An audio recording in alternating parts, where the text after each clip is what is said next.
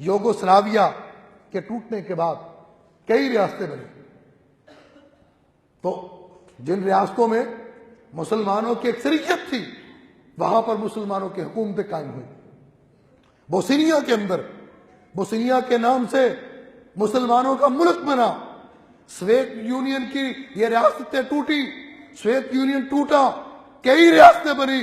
اور کئی اسلامی ملک وہاں پر مارز وجود میں آئے، کئی مسلم ریاستیں بنی، اس لیے کہ وہاں پر مسلمانوں کی اکثریت تھی۔ آج کشمیر کا مسئلہ کیوں لٹکا ہوا ہے، آج کشمیر کا مسئلہ کیوں رکا ہوا ہے؟ صرف اس لیے کہ 1948 کے اندر اقوام متحدہ نے یہ قرارداد پاس کی تھی کہ اس کا فیصلہ اکثریت کے فیصلے کے مطابق کر لیا جائے۔ اکثریت کہہ دے ہم نے ہندوستان کے ساتھ رہنا ہے، کشمیر کو ہندوستان کا علاقہ بنا دو، اکثریت کہہ دے ہم نے پاکستان کے ساتھ رہنا ہے، کشمیر کو پاکستان کے ساتھ ملا دو۔ آج دنیا خاموش ہے، امریکہ خاموش ہے، اقوام متحدہ خاموش ہے، کشمیر کا مسئلہ حل نہیں کیا جا رہا، اس لیے دنیا کو پتا ہے کہ کشمیر کے اندر اکثریت مسلمانوں کی ہے، کشمیر کے اندر اکثریت لا الہ الا اللہ محمد الرسول اللہ پڑھنے والوں کی ہے۔ جب بھی فیصلہ ہوگا، جب بھی اس پر اعلان ہوگا، انشاءاللہ کشمیر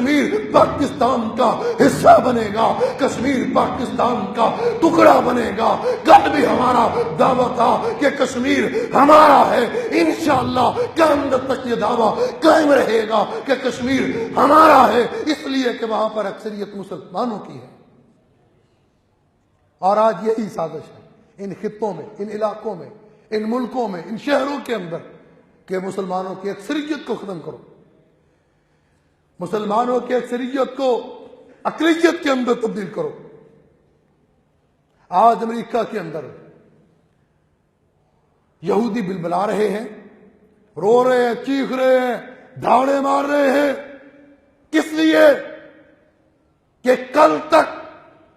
یہودیت امریکہ کا دوسرا بڑا مذہب تھا، عیسائیت کے بعد عیسائیت پہلے نمبر پر تھا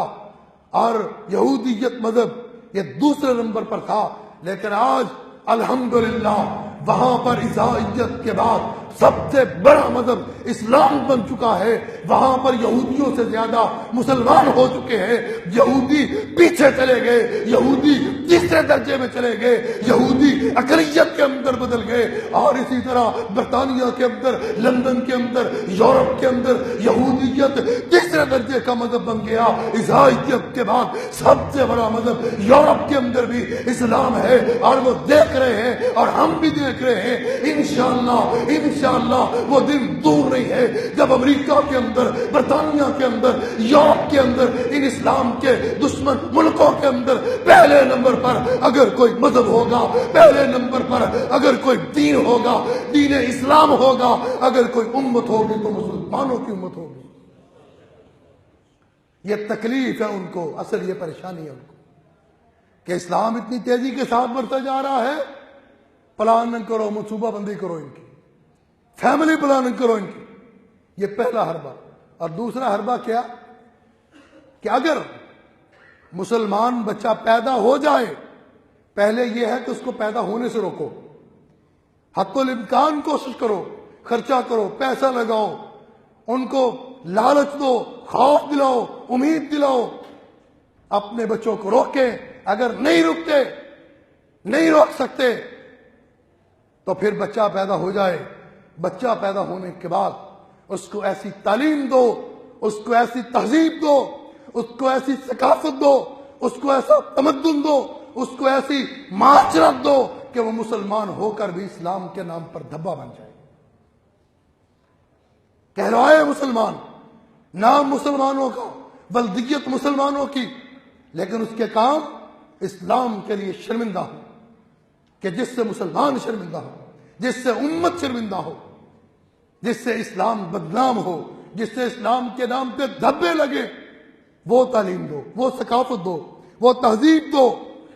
اور اس کے لیے یہ فارمولہ جناب کہ جی اسلام کے، آج نئی نسل کے ذہن میں یہ بات ڈالی جاتی ہے، میڈیا کے اندر، یونیورسٹیوں کے اندر، کالجوں کے اندر، نظام تعلیم کے اندر، نصاب تعلیم کے اندر اور ڈراموں کے اندر، فلموں کے اندر، سوشل میڈیا پر یہ بات ان کے ذہنوں کے اندر بٹھانے کی کوشش کی جاتی ہے کہ اسلام کیا ہے، دین کیا ہے، مذہب کیا ہے، یہ نظریہ کیا ہوتا ہے، پاکستان کیا ہے، کچھ نہیں ہے، بس صرف یہ انسان ہی انسان ہے، سارا کچھ انسانیت کا نام لے کر انسانیت کو ختم کیا جا رہا ہے، انسانیت کا دھوکہ دے کر انسانیت کے خلاف سازشیں کی جاتی ہیں دین سے دوری کے لیے، قرآن سے دوری کے لیے، سنت سے دوری کے لیے، اور اس ملک کے اندر کہ جس کو حاصل کرنے کے لیے ان گنت قربانیاں دی گئیں، جس کو حاصل کرنے کے لیے بچے نیزوں کی انیوں پہ تڑپتے نظر آئے، جس کو حاصل کرنے کے لیے بوڑھوں نے تلواروں کی دھاروں پہ رقص کیا، جس کو حاصل کرنے کے لیے ان عفت ماں اور بہنوں کی عزتوں کو قربان کیا گیا کہ جن کے چہروں کو کبھی آسمان نے بھی نہیں دیکھا تھا، جن کے چہرے پر کبھی سورج کی نظر بھی نہیں پڑی تھی، ان کی قربانیاں دے گئی صرف اس لیے کہ ایسا ملک حاصل کیا جائے جہاں پر نظام چلے یا رب کا چلے یا مدینے والے مصطفیٰ کا چلے۔ اس خواہش کے نام پر قربانیاں، اس مقصد کے حصول کے لیے قربانیاں، ان گنت قربانیاں، بے شمار قربانیاں، ہزاروں قربانیاں، لاکھوں قربانیاں دی گئیں صرف کس لیے؟ لا الہ الا اللہ محمد الرسول اللہ کے لیے۔ کس لیے؟ لا الہ الا اللہ محمد الرسول اللہ کے نظام کے لیے، اس کے دستور کے لیے، اس کے منشور کے لیے کہ یہاں پر آئے یا رب کا قرآن آئے یا مدینے والے مصطفیٰ کا فرمان آئے۔